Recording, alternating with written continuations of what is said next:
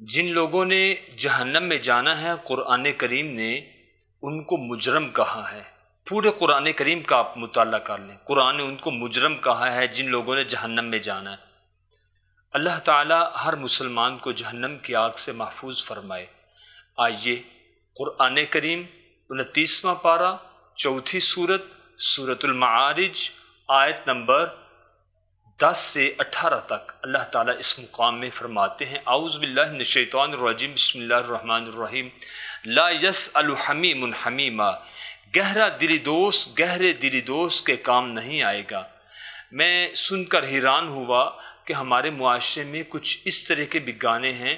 لوگوں نے بتایا کہ وہ گانے اس طرح کے ہیں کہ میں تیرے لیے جہنم میں چلی جاؤں گی، وہ پھر کہتا ہے کہ میں تیرے لیے جہنم میں چلا جاؤں گا۔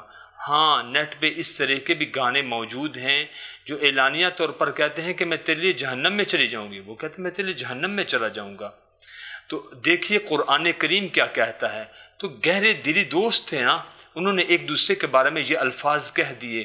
اب قرآن کریم 29واں پارہ سورۃ المعارج، چوتھی سورت، 29ویں پارے کی اور آیت نمبر 10 سے 18 تک اللہ تعالیٰ فرماتے ہیں، لا یسأل حمیم حمیما، گہرے دلی دوست کے کام نہیں آئے گا۔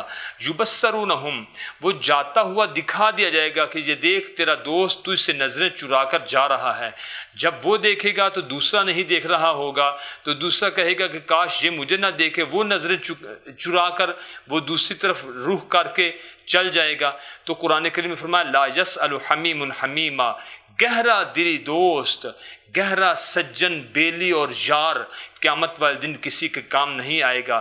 یبصرونہم، وہ جاتا ہوا ان کو دکھا دیا جائے گا۔ یبصرونہم یود المجرم، قرآن کریم میں اللہ تعالیٰ نے ہر اس بندے کو جس نے بھی جہنم میں جانا ہے، قرآن کریم نے اس کو مجرم کہا ہے۔ یود المجرم، اب یہ مجرم بندہ اس بات کی خواہش ظاہر کرے گا، یود المجرم لو یفتدی من عذاب یومئذ ببنی، اللہ کاش مجھ سے بیٹے کی قربانی لے لے اور میرے بیٹے کو اللہ جہنم میں ڈال دے، اللہ مجھے بچا لے۔ وصاحبہ، اللہ میری بیوی کو پکڑ کر جہنم میں ڈال دے لیکن مجھے بچا لے۔ واخی، اللہ میرے بھائیوں کو جہنم میں ڈال دے لیکن مجھے بچا لے۔ وفصیلتہ التی تؤوی، اور اللہ تعالیٰ میرے کنبے اور قبیلے کو جن کی نان و نفقہ کی میں ذمہ داریاں پوری کرتا رہا، ان سب کو پکڑ کر اللہ جہنم میں ڈال دے لیکن مجھے بچا لے۔ پھر کیا کہے گا، وَمَن فِي الْأَرْضِ جَمِيعًا ثُمَّ يُنْجِي، کہ یا اللہ پاک جتنے بھی لوگ اس کائنات کے اوپر آئے، تمام اولاد آدم کو پکڑ کر تو جہنم میں ڈال دے لیکن ایک اکیلی میری جان بچ جائے۔ لیکن ادھر سے جہنم کی آگ شعلہ مارے گی اور سر سے پاؤں تک اس کی کھلڑی کو ادھیڑ کے رکھ دے گی، اس کی جسم کی کھال اتر جائے گی۔ قرآن کریم نے فرمایا،